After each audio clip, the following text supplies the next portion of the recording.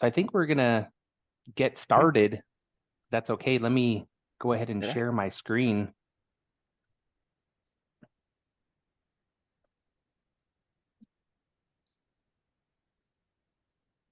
Can everybody see that? Yep. Yes. Okay. Yes, I can see it. Perfect. So for those that don't know, I'm Kevin with Wolfpack Construction. I've been working with exclusively property management companies that work with either commercial or multifamily communities for this is my 21st year. And we do have a done for you service, but everything that we do not do, I'm going to be giving away as free coaching on Fridays. So this is actually the first of many, many, many weeks to come. I have 73 topics. We're looking at 46 weeks, give or take, per year that we're going to be going through. And I'm literally going to just open up my brain and dump it all to you guys. So I'm literally holding nothing back. So if there's anything that you guys want to ask during this presentation, during the coaching, just raise your hand or ask or unmute yourself and ask. It's a lot easier if we kind of do that while we're going than doing it at the end, if that makes sense. So we're going to start with this first week is what does a property management company actually look for in a roofer? Okay, so we're gonna go through the first thing that most of us roofers think of a property management company is they want somebody that is good, cheap, and fast, right? And a management company is looking for like all three together. And as roofers, as service providers, we're constantly trying to educate them on two of the three, right? So either we're good and cheap, but we're not fast, or we're good and fast, but not cheap, right? Or we're cheap and fast, but not good. And we're always trying to be able to create some sort of a competitive advantage, if that makes sense. And what we're going to do is we're going to talk about how to be able to get in and work with these property managers on essentially three main points, three main attack angles that we can look at. So when we do this, the easiest way to build your business is picking one path, right? So we either work transactionally, where we're looking at just selling projects as they come up, whether that's storm damage or repairs, coatings, new roofs, whatever it might be, but more from a transactional point of view. Or we look at building the business through relationships, where we're actually not as concerned about closing the deal, but more about the long-term relationship that we're building together. Or the last way is through networking, which would be creating unique partnerships with either other tradespeople or individuals that might be able to refer you work on a consistent basis. Does all of this make sense so far? Okay, so let's talk about first, what do most roofing companies do transactionally from what I've seen with my years of doing this? Most roofers, when they get a lead, right, they obtain a lead however they get it, whether they buy it or door knock it or cold call it, they get the lead. It's either going to be for repairs, for maintenance, coating, new roof.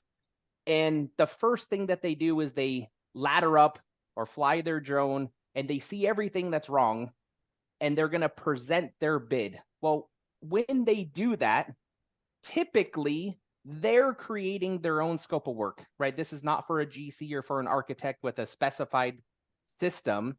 So they're typically going to create their own scope of work. They're going to create their own payment schedule. They're going to choose their own brands, etc., when presenting this bid.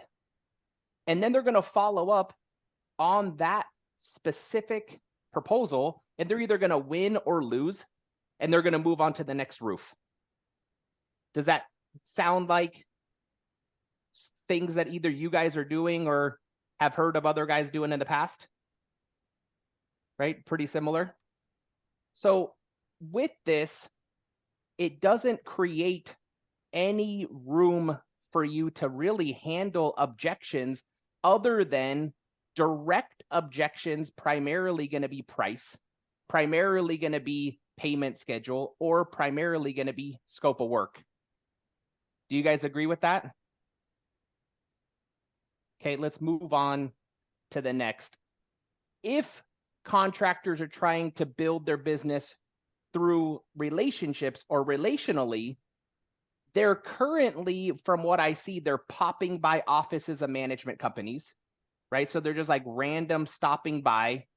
And when they do, they're dropping off marketing collateral. Could be a trifold, could be a brochure, could be shirts, could be Yeti cups with their logo on it, or pens, whatever that might be. Or they're trying to schedule lunch and learns with these property managers where they're going to sponsor this lunch and they're going to spend the next 20 to 40 minutes talking about what differentiates them in hopes that that spurs enough to build relationships. Or they're sponsoring a hole at a golf event, or they're going to association events like AMA or BOMA or CAI, CACM, things of this nature, in order to hopes to kind of run into somebody that they have either worked with or did a bit in the past to take that relationship to the next level. Does this make sense? You guys seeing this with other contractors that you guys are running up against? These processes, these procedures? Yeah. Okay. The Yeah, man, all the networking time. way. I'm seeing the same thing all the time. I'm doing a lot of that same stuff too. What's up, Steven? Yeah, absolutely, right?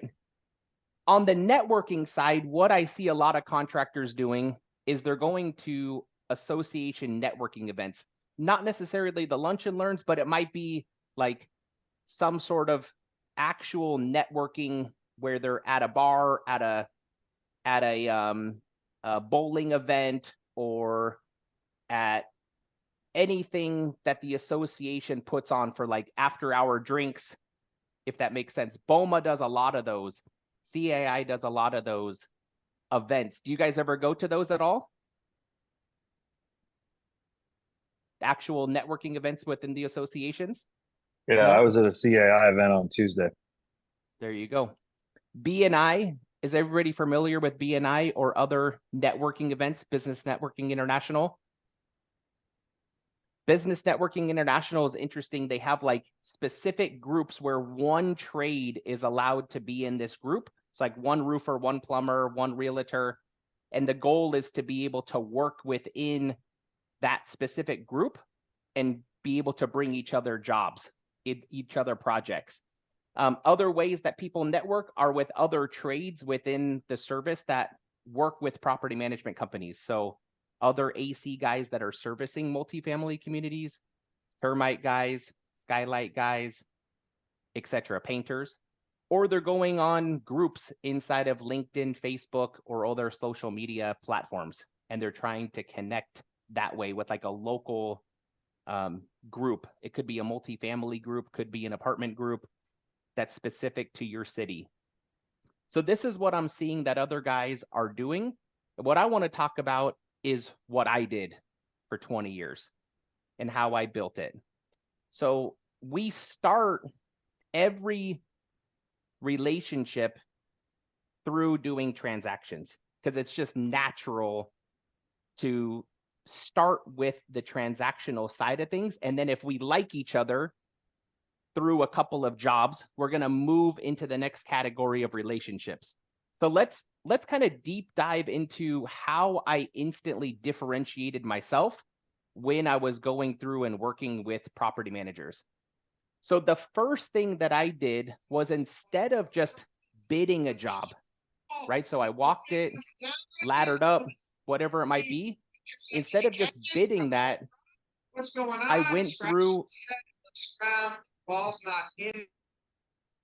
I went through and actually provided value through a reserve study for CapEx. So when we're providing a reserve study for CapEx, if we're talking roofing, we're looking at what is the existing useful life expectancy first and foremost of the roof itself, right? So if it's shingles, if it's TPO, if it's built up, each one of them is going to have a different life expectancy from the manufacturer and as it sits. Does that make sense? And for capital expenditures, what we're presenting to them is the actual breakdown of how much life is left and what would, in your opinion, be the replacement cost at today's valuation. We obviously can't always factor for inflation. A lot of these material suppliers have just been raising prices like crazy, especially the last couple of years.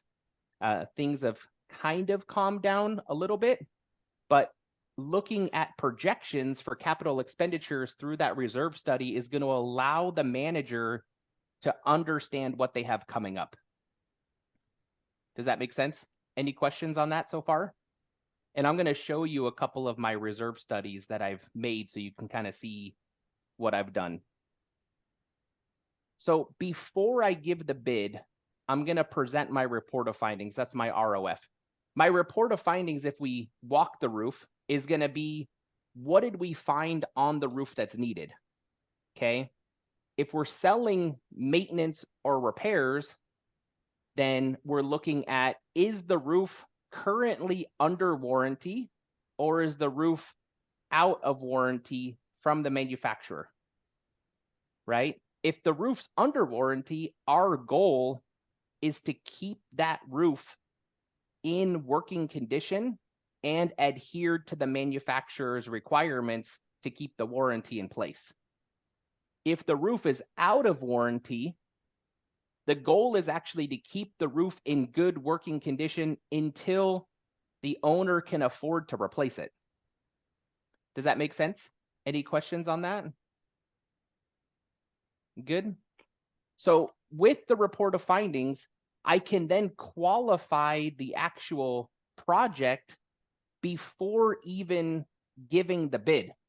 So if I give the report of findings and I know that this roof is actually in decent condition, but I found one or two issues that need to be addressed, I'm going to talk to them about A, can they financially address those currently? B, is this something that they knew was an issue? C, is this something that they want to take care of before it becomes an issue, right? Proactively versus reactively, right? Does that make sense? Any questions so far on putting reserve study together for CapEx or report of findings? Perfect. So through this, after it's qualified, I'm then going to present all of my collateral that's really going to separate me from everybody. And that collateral that I used to put together was pre-mobilization forms and like a questionnaire.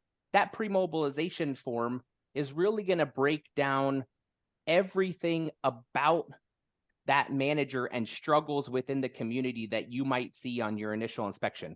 It could be parking issues. It could be access to the community as an issue, could be overhanging trees blocking your ability to work. It could be staging. It could be hours of work in that community. So if you show up to a community and you see, and you're there at 8 o'clock in the morning and there's just traffic constantly in and out of the gate, and we need to get a crane in to load the roof, do we want that crane at 7? Well, we probably want it at 7, but what's the time that traffic slows down inside of that community? So this pre-mobilization form is really talking to the manager from a cognitive standpoint, where you are aware of what's going on in the community and how you can best serve. I would provide my notices that I'm going to post throughout the community. And those notices, you can kind of take it from two approaches. One is pardon our noise and pardon our dust, where we're more just kind of letting the community know that we're going to be doing this work and to excuse us for that work, or it can be more of an educational standpoint on the notice, where if it is a new roof, we can say, hey, sorry, this is a once in every 15-year event or once in every 20-year event, and we're notifying you that we need to do this work at this building at this time, and it's going to last this long. Could be a 3-day duration, could be 10 days, just depends what your project is. The other thing that you can provide is photos of your foreman and your super with their contact information. This is really big because a lot of guys sub out work, and they'll sub work to inconsistent crews. So the crews they're not using all the time. If you do have crews that you're using all the time, this can be a great way to be able to show that property manager that you have everything organized and you're going to have 2 men on site at all times, and they have essentially photos and contact information for them to know from like an organizational standpoint how to contact your team. Change order process. If you have a process with change orders and how you're doing that is crucial to talk to the manager about this before you begin, right? There's nothing worse than tearing the roof off and then going through this uncomfortable conversation for change orders prior to understanding what their timeline is for getting approval, or whether they have a NTE or not to exceed limit that you need to really kind of adhere to. And beyond that limit, it might need to go to a board for a vote. It might need to go to the owner, and the owner happens to be out of town when you guys are doing the job. So before you mobilize, it's really good to be able to identify these stages of the project. If you need a porta potty, show where you're going to put that porta potty. If they have a restroom that you guys can access, identify that on a map. Identify, is there a code? Is there a key that's needed? If there's a key that's needed, to be able to communicate even the simplest of things of, hey, if I lose this key, is it going to cost me $100 to replace? Right? I've been there, done that. We've lost many of keys before. If you have staging zones, take a Google Earth image of the community and show your staging zones and your phases on the map with timelines. So these components are what I show when I'm delivering my proposal. Any questions so far? Nope. Okay. So when you're working on the actual production of the project, talk about EODs and EOWs. So an EOD is an end of day report.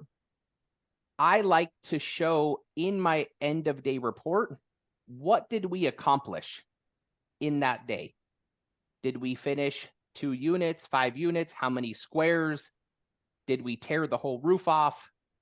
What is it that was accomplished, along with some photos? If you're using Company Cam, it's really easy to just upload all of your photos into Company Cam from your foreman and send that link in with your EOD.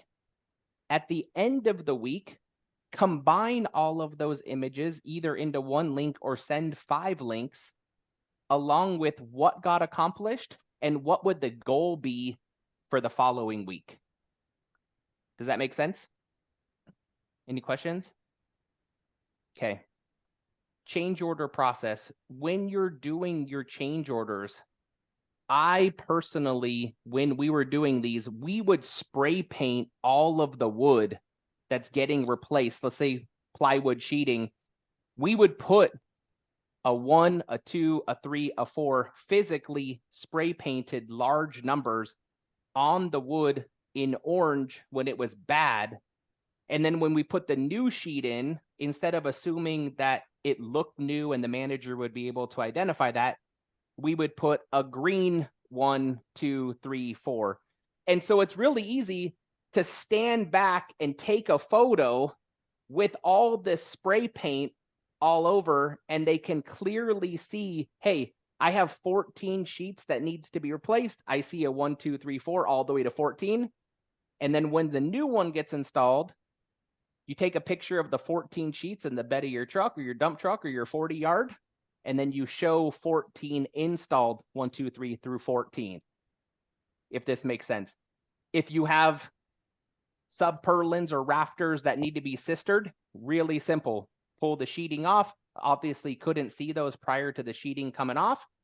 And now you need to sister. Again, really simple. Just take a 1, spray paint it on. If you have insulation that's bad, needs to be replaced, and it's batten insulation, spray paint a 1 on the insulation that's getting removed, spray paint a 1 back onto it. It's very easy to track this, and it's very difficult for somebody to say that that work did not get completed. Right? I don't know about you guys, but we were doing tons of projects. We were, at the end of my career, we were doing 36 projects a day. So when you're doing that kind of volume, it's very difficult to try and chase down $2,000, $3,000, $5,000 change orders. If you're doing one job a day, it's easier. But I don't know, have you guys ever gotten stiffed by not getting paid on change orders? No? Everybody's collected every dime? Dang, man, I'm doing something wrong. Okay, at the end of the job, when the project's completed, deliver all of your photos into one file. So if it's company cam and it's like a 25-day job, have each day with its own link. If you want to have it all as one, you can do that too. I prefer to sort everything by day. Deliver all of your releases. So if you're conditional releases, send over your conditional labor and your conditional material. Pro tip, don't send unconditionals until your check clears. If they tell you, send me an unconditional and I'll send you a payment, you are essentially releasing that job, letting them know that you've been paid and it has cleared the bank. Legally, they don't need to pay you. So get all of your conditions, get all your releases in order, and I deliver them with my final invoice.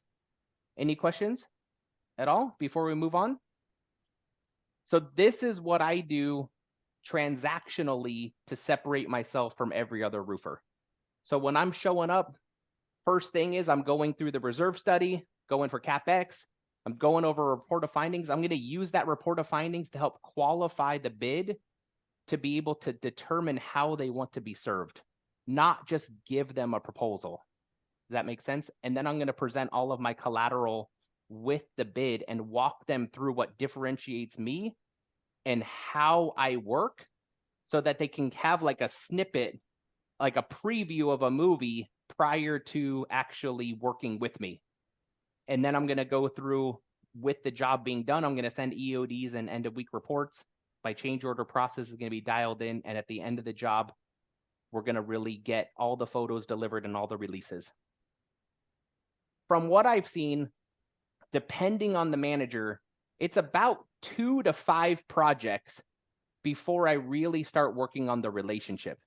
I want them to know that I'm consistent in how I'm delivering my services. But once I do this, now I'm really looking at building that relationship so that I can kind of move my business from hunting into farming. Okay, and this is really the crucial part because a lot of us in the transactional world, we're really hunting for jobs and we're eating what we kill every single day. But once you start moving into the relationship category with every single manager, you now are really able to kind of cultivate and farm the type of work that you want. Okay. So the first thing that I do to really build that relationship is become an approved vendor first before really starting to have these conversations about becoming or developing that relationship. By becoming an approved vendor, you're really telling that management company that you are qualified to work with them, not just as a person, not just as a team, but on paper with their insurances and you're able to handle anything they throw in your direction. It's very similar becoming an approved vendor, like joining a country club. Now that you're an approved vendor, you now can go and play whenever you would like to. You just got to sign up and play. So once I'm an approved vendor, before I even start building the relationship with the regional manager, which is the ultimate goal, I introduce myself and my company to each on-site manager at a local level in my coverage area, right? So I was out in LA, and when I was in LA, one of the big management companies that I work with was Westcom.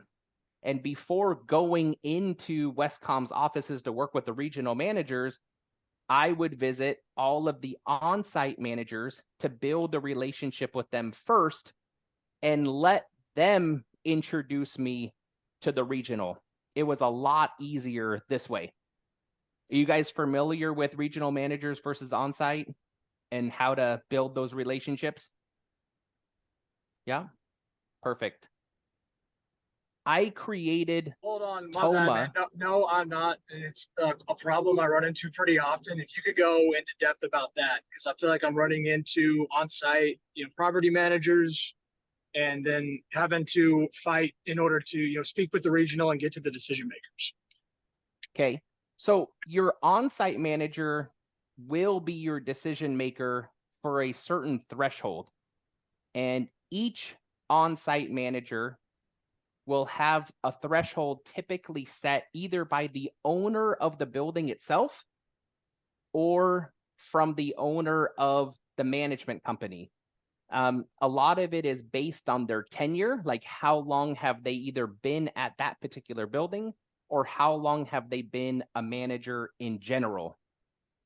So most on-site managers of what I would consider to be a tier 1 or tier 2 building, which would be kind of equivalent to like a Ritz hotel or a Four Seasons or like a JW Marriott, they're going to be somewhere in the ballpark of 10 to 20 grand as a threshold that they can approve on site. Below what that, about like multifamily stuff, apartment complexes, because if they need a re-roof or something, So is this a first time transaction with that management company? Yes, we're working with, several first times and going through the thralls of getting on their vendors lists. And like I said, I'm just being told over and over, management, regional, whatever, I'll take your stuff and I'll send it through. And I'm not speaking directly to the people that are going to actually take a look at and, make a decision. What's causing the roof to need to be replaced? Is it leaking in every single unit of that building?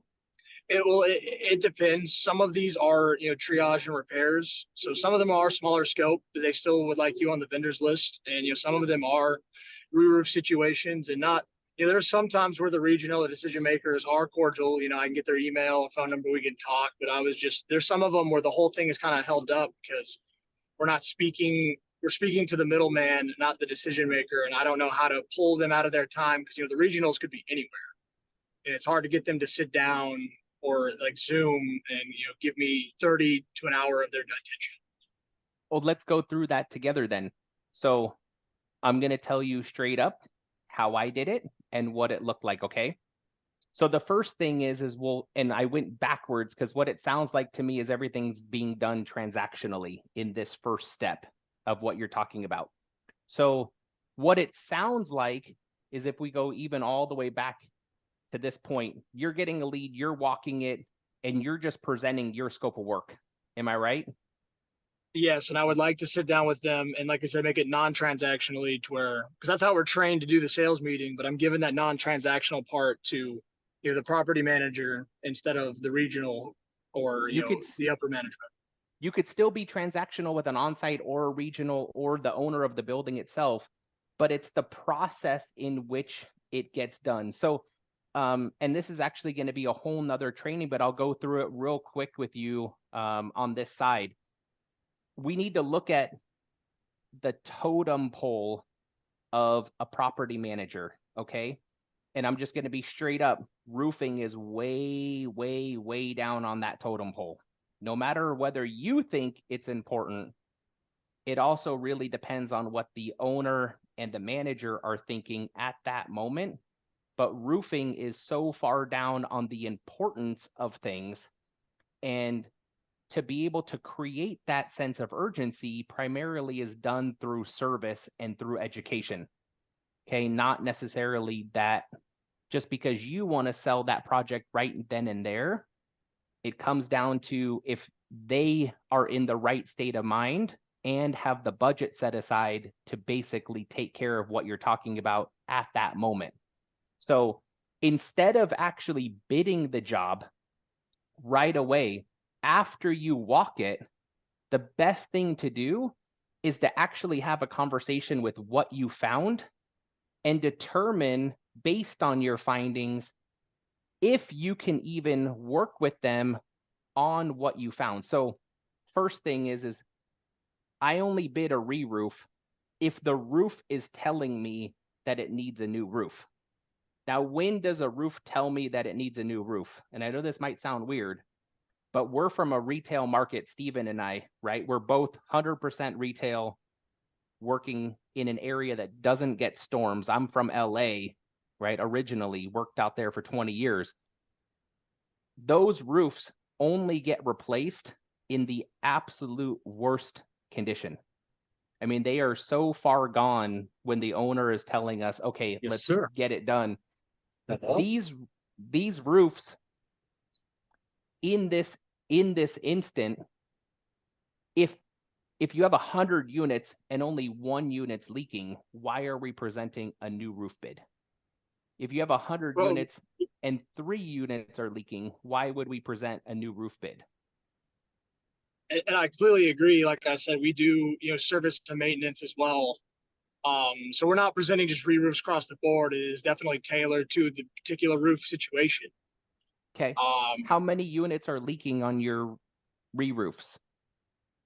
It depends. I've got an apartment complex. They got 3 units, and we put a scope together for, triages of those areas plus any other things we found. But then you got other apartment complexes, like there's 2 right now where they need re-roofs and they're interested in a re-roof.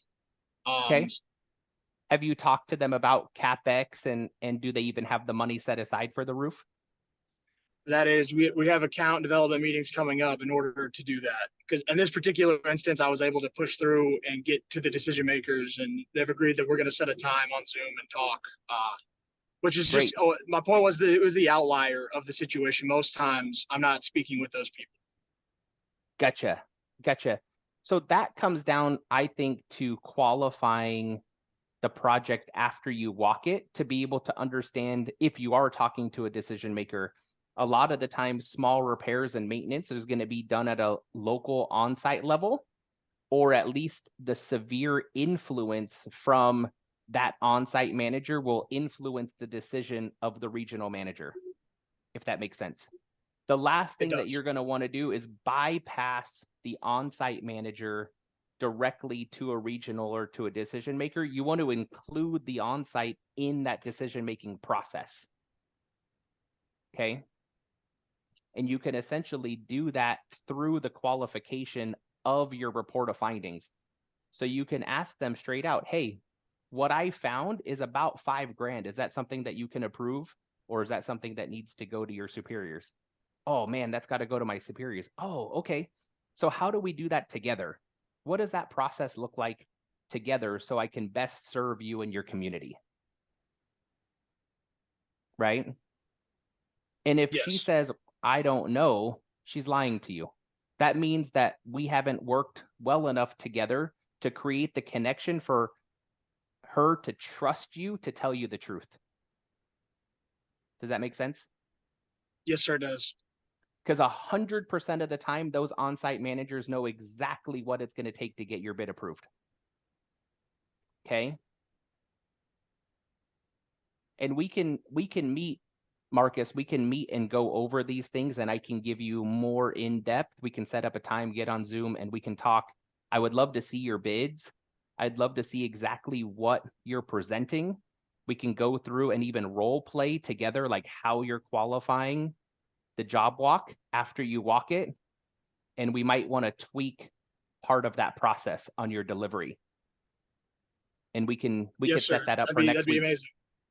Yeah, no problem. We'll set that up for next week. Did anybody have any Yeah. other questions before we moved on?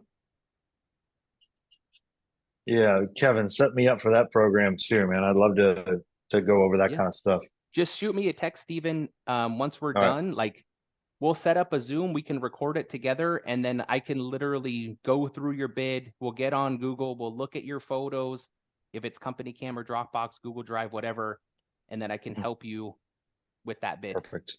All right, Yeah. thanks, man. Of course. So I think we were at creating top of mind awareness, right? Or did I lose my place? We went through introducing your company to the portfolio. Yeah. So create TOMA through monthly touch.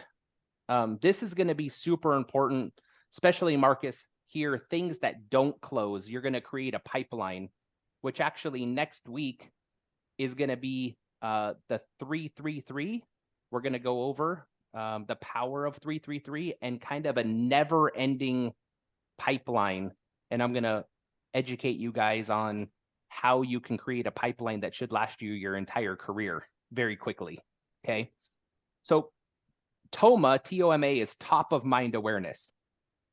So how are you currently differentiating yourself monthly by adding value to an on-site manager to move the needle from being more of a reactive client into being proactive, number one.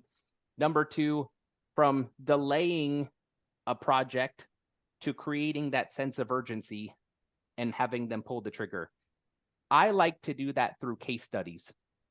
And a lot of these case studies that I'll send are from a simple deficiency that can cause thousands of dollars of interior damage, and how we were able to educate the property manager, unfortunately, from a reactive point of view, but then handle the rest of the community proactively. So for instance, one of the last big projects I did was a scupper replacement for a 100-building community. We showed up, there was one unit that was leaking. We got a call. I had delivered some collateral, some marketing material. They called us up and they said, hey, we have a leak in unit 301. That leak was from a rusted out 4x6 married scupper. It leaked all the way down all 3 floors. And it was about 35 grand worth of interior damage because they had replaced all the floors with hardwood floor to be able to lease out those units at a higher rate. So it was not only drywall, it was not only baseboards, but it was hardwood floors all the way down. So obviously my $2,000 scupper replacement was very cheap. But then we took the images from that scupper replacement and we educated them on how many scuppers they had throughout the buildings. We educated them on what a scupper is. Now, for us as roofers, we go, hey, water's naturally going to run downhill, right? It's going to hit crickets up against parapet walls and run through a scupper. We're roofers. We understand this.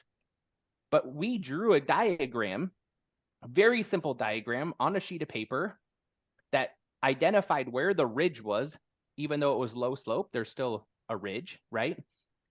We identified the ridge and we identified how much water in a normal rain condition was flowing all to this one scupper about every 40 feet. Does that make sense? And we let them know how much damage happened from just that one scupper and how cheap it could be to be proactive and replace these scuppers throughout the community. The roof didn't need to be replaced. It was actually a fairly new roof. They just didn't replace the scuppers when they did the roof, right? And the management company and the owner probably had no idea that they didn't replace the scuppers. And so we went through systematically and worked within their budget of what they could afford monthly to be able to replace these scuppers throughout the entire community. And it turned into a multi-year project, which then led into coating the roof system with silicone and then signing a 20-year maintenance agreement after we did a 20-year NDL on silicone. It all started from a very simple scupper replacement. Every single situation that you run into is an educational moment. And that educational moment turns into a case study. And that case study leads into how you can educate a property manager about moving the needle from being reactive to being proactive, and how you can move the needle from them delaying signing your agreement into creating that sense of urgency. And you don't have to do it by just telling them things. Back it up with projects that you're seeing on a daily basis. Any questions with that at all? No, sir. Cool.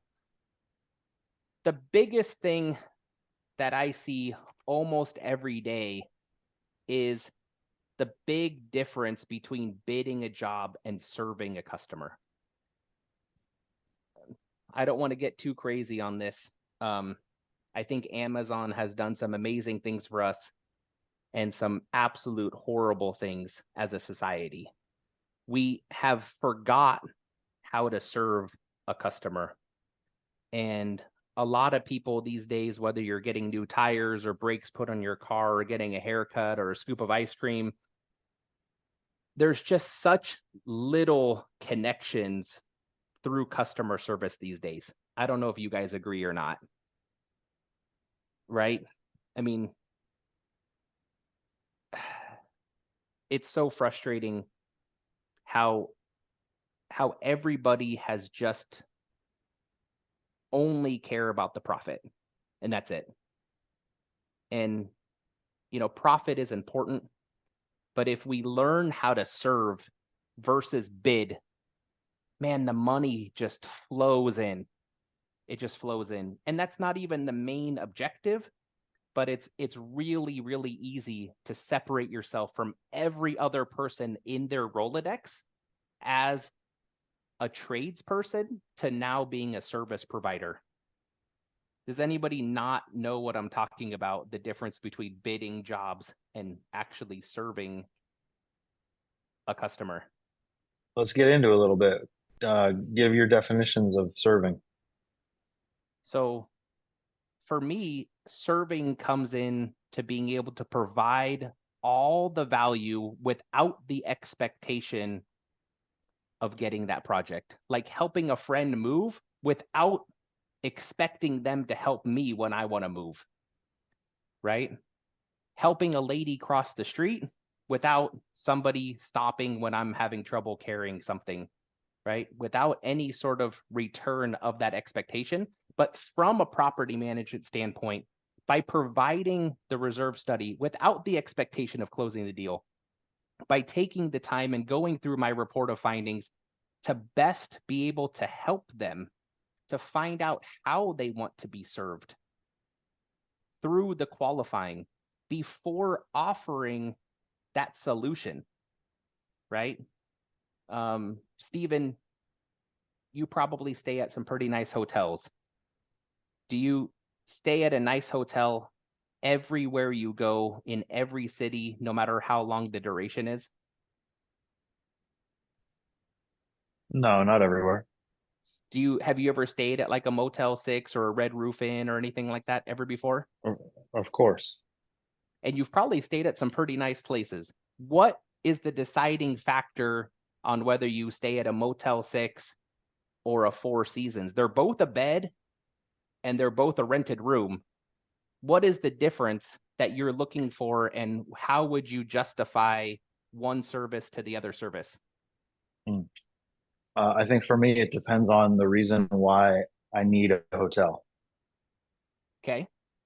So if I'm passing through somewhere and, like we're on a job that's out of town, we're staying at the Motel 6 because that's really all. If we're going to, let's say like an event, a mastermind event or something like that, or a vacation, we're staying at the nice place. exactly. The customer at these apartment communities, multifamily communities, office buildings, whatever, it's the same thing. Not everything is going to be a Four Seasons or a Ritz or a JW stay for them in the terms of a scupper replacement, in the terms of a maintenance agreement.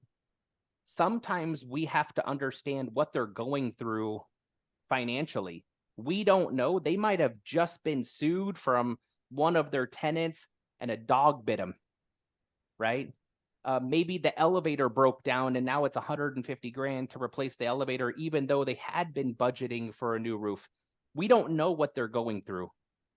And so it's always best to qualify before giving the bid based on where they are in headspace and where they are financially, because sometimes you are just passing through, and that passing through might be just masking up at the pipes and blowing the leaves off, something super temporary.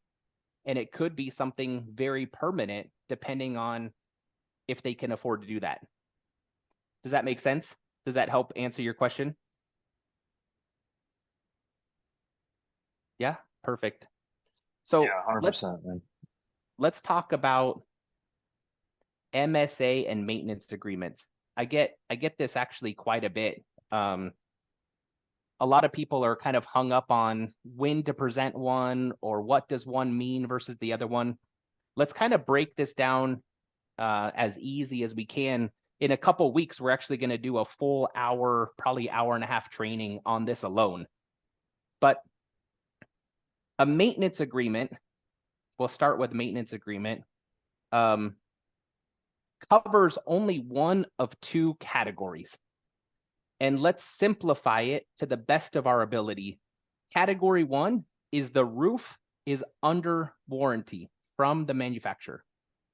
Goal of that maintenance agreement is to maintain the roof to keep the warranty in place. Category two is the roof is out of warranty from the manufacturing company. And the goal is to keep the roof in good working condition until the owner can allocate funds for replacement or a restoration system, right? Coating. Does that make sense? One or the other. So when we're doing this, if we have a maintenance agreement for a manufacturing company that has the warranty, NDL or not, doesn't matter. We need to adhere based on their protocols, right? So Mulehide versus Sika Sarnafil is going to have two completely different expectations of service, even though they're both low slope TPO. Does that make sense? Whereas once it's out of warranty, now our job is to have that very difficult conversation with the decision maker about how long will it take for them to be able to allocate funds for replacement, right? How long do I need to keep this thing operating for you? How long do I need to kick this can down the road? It's a really important conversation to have. So if you had a 20-year system in place, on year 20, we're having that conversation about how long I need to do maintenance. Obviously, if it's out of warranty, my maintenance needs to be way more stringent than if it's in warranty. Does that make sense?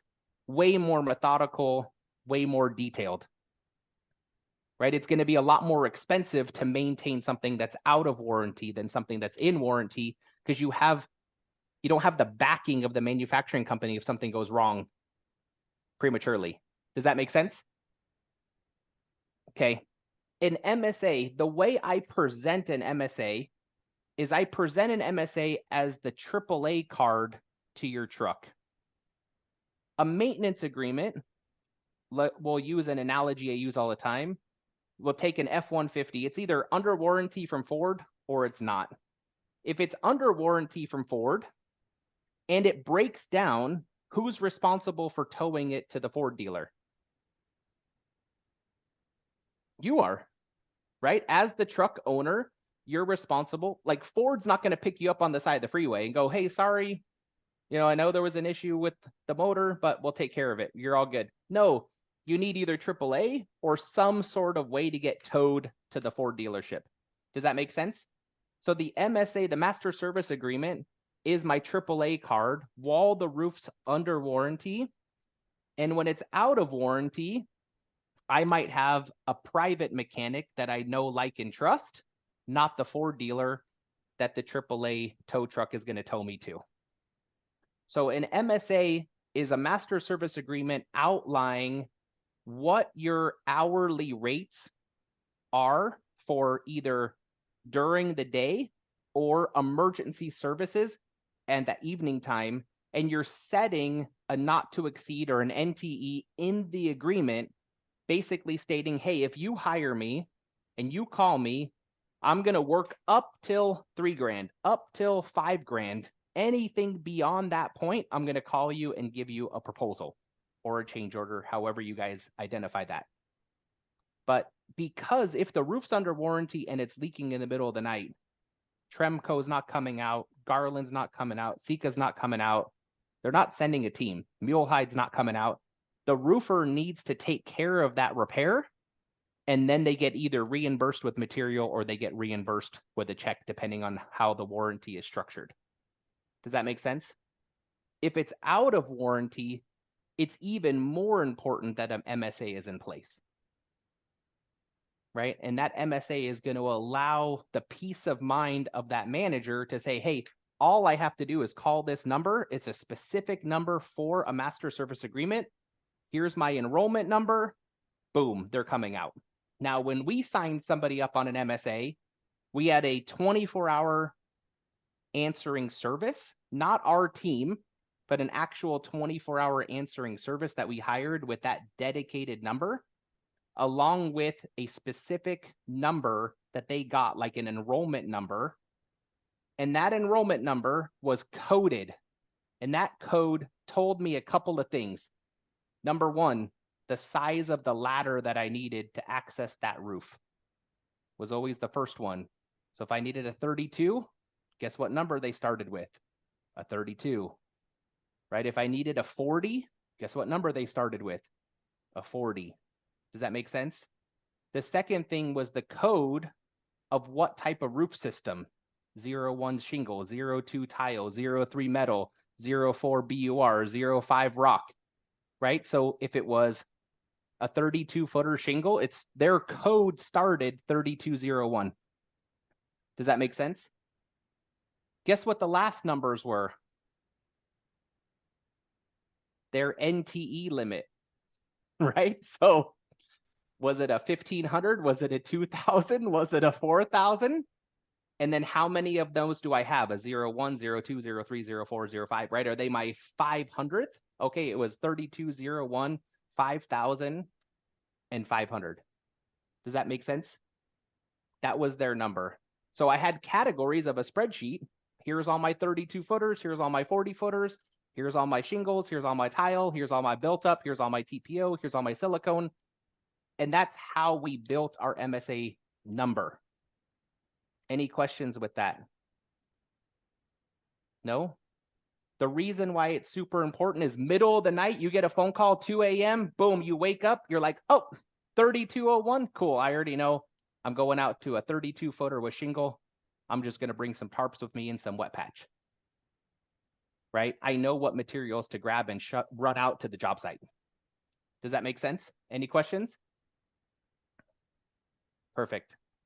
Let's go through the last part of this, which is the networking. The networking part, and we'll go through, is we have an actual training, 100% training just on the networking with other trades. Steven, how many trades does it take to run a multifamily community, a big community, let's say 500 units? How many actual trades does it take to keep that building in good condition? I don't know. I'd say minimum, 7 to 10. 41. What? 41 trades, landscapers, painters, fence guys, striping guys, concrete trip hazard guy, windows, flooring, insulation, mechanical, electrical, plumbing, right? We can go on and on and on and on and on, right? Mm-hmm. So this kind of comes back, Marcus, to your thing of where do we fit on the totem pole of contractors at that moment. Does anybody know what the number one trade that a multifamily community is going to use the most frequently? Landscape. What's number two? Plumber, Number three? AC tech, or electrician. Nope. Dale? Flooring and painting. right? Because unit turnovers. Does that make sense? Where's roofing? Out of 41, where's roofing? 42. Number 40. Right? It's like 37th, right? Because what are they going to fix first, the AC or the roof? Depends how hot it is. When it's raining inside, when it rains outside, they'll be calling. Right? Exactly. So we're like 37th on the list of trades that, as far as in the manager's mind of importance to build that relationship, like they got to go out of their way to build a relationship with us. What does that look like? How do we do that? So it's easier to separate yourself by networking. So the way I network is I have my top trades that are constantly either on roofs or will see roof damage. Mechanical guys, electricians, plumbers, painters, drywall, insulation, water remediation, fire remediation, flooring, right? These trades, depending on where you are, pest control is huge, right? If you're like Steven, you probably deal with a lot of pigeons, right? Other people are going to deal with seagulls out of Florida. And each area, you will determine your network of trades that you want to communicate with. It's very important to find guys that are already servicing multifamily communities if your goal is multifamily, or commercial property management if you want to work with commercial guys. Create with them a strong synergy as a group. I recommend doing like monthly lunch or a monthly breakfast, getting together, create a chat group with just all of us together, if that makes sense. How did Ross draw on my screen? That was funny, Ross. So when you do this, let's say you have an AC guy. Very first thing is ask him, because I made this mistake. I know this probably sounds stupid, but ask him if he already has a roofer that he's referring his projects to. I can't tell you how many AC guys I sent projects to in the beginning when I first started trying to do this that I never asked if they had a roofer. And some of them was like their brother. Some of them was their cousin. You know what I'm saying? So find people that are already working on roofs, and your goal is to educate them, their techs or their crews, whoever's doing inspections or work, on common deficiencies that they can identify for you. Does that make sense? Painters are going to be wet drywall or stains, right? Does that make sense? It's pretty simple. AC guys, depending on what you're selling, could be ponding, could be deficiencies at pitch pans, right? Pitch pan sealant, right? Just whatever common, you want to give them like one or two. What I did was I laminated photos of the deficiency and put them on a ring. Does that make sense? And on the back of that ring was not only my information, but what the deficiency was. Ponding water, right? Pitch pans, compromised sealant and pitch pans. Those were my go-to.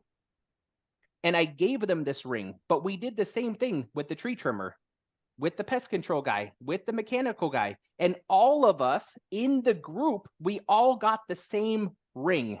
And we made as many copies as we needed based on the number of technicians that were going out in the field. And whenever we saw these issues, right, as roofers, we're walking up to the ladder, either fixed, we're doing roof access, or we're laddering up. We're walking past multiple trades on the way to the roof. Does that, you get what I'm saying?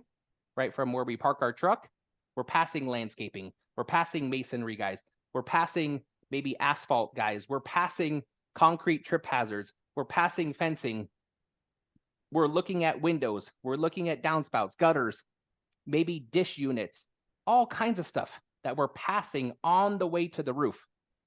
Now, if you could, in your network, refer people 2 or 3 projects every single day, can you imagine what they're going to be looking out for you on? Now, this is one way to grow your business, and it's highly, highly effective. But create that network, and what it will turn into is what we call the spider web system, where the single trade, you can look at like a clock, 12 hours. Each one of those can be a trade. And the project 123 Main Street is the spider in the middle. And if it needs roofing, it's going to ring that. If it needs landscaping, it's going to ring that. And that job, that one project can entirely feed your entire network. Does that make sense? And we're all going to grow together. Any questions? No? It's difficult to set these things up, right? Being transactional, it's really easy. The next hard part is being relational and really working on building relationships, and setting a network up is probably the hardest. But what I found is the easier it is to do something like being transactionally and bidding transactionally, you'll have the lowest closing percentage. The harder something is to set up in the beginning, the higher your close rate will be, right? So if everything's coming from your network, you're going to be closing, well, at least for me, I was closing over 70%.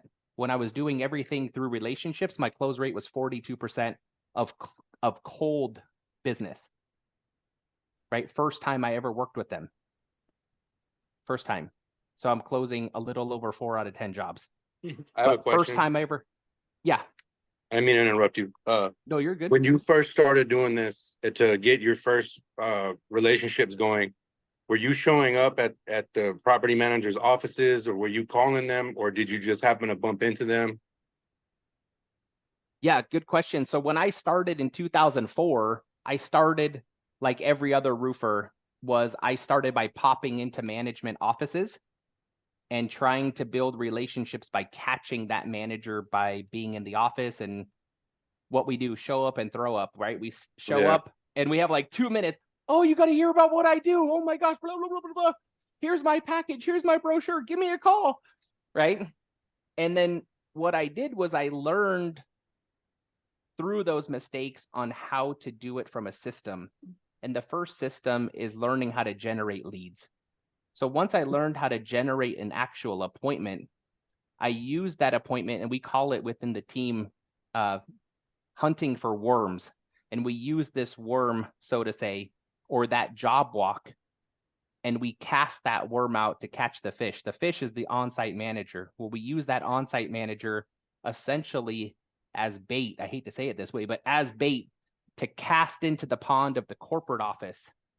So you're using kind of stair steps. So when I would generate leads in the field in 04, when I started, I would drive past multifamily communities identifying issues, missing shingles, maybe stains on the bottom side of the soffit, could be coping metal that had blown off, whatever it was.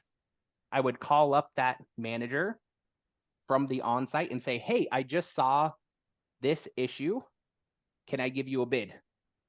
Once I did that, instead of giving them a proposal, I walked through what I found, showed them the pictures, qualified it, got them to buy in.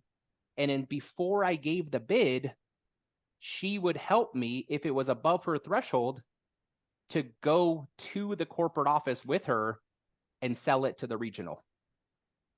And then once I had the regional, I identified over typically 2 or 3 conversations, all of the portfolio properties that regional oversaw. And I started building organizational charts of like who was the boss, who was below, right? Who was the on-site, who's below the on-site as the maintenance guy. And as I started filling in these organizational charts, the relationships started really building, because I would keep this index card, like Sarah was at the front desk, Manuel was the maintenance guy, right? And Robin was the on-site. You walk in, hey Sandra, how's it going? Hey Manuel, ¿qué pasó? And like just that little bit starts to build the trust and the relationship, if that makes sense. I got you. Thanks. Yeah, you're welcome. And we'll be deep diving into these like as the weeks go on. So we've actually gone over our hour. I'm still good with time, but do you guys have any last questions before I let you guys go for the week? Kevin, Yeah.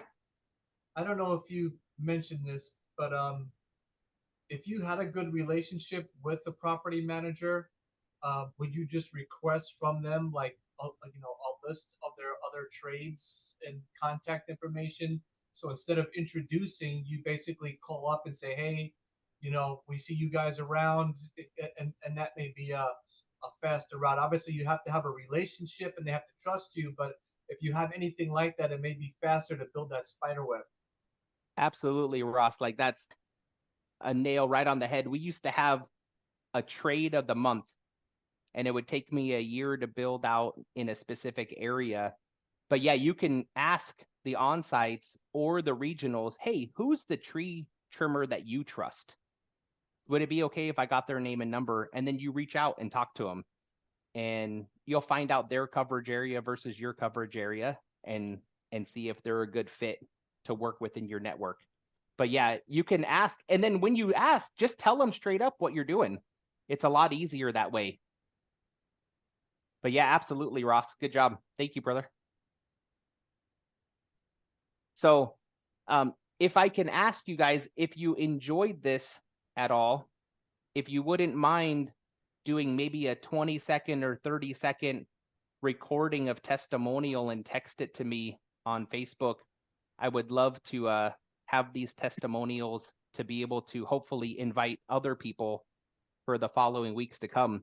And next week, we're going to be doing the power of 333 and going over pipeline and how to create a never-ending pipeline.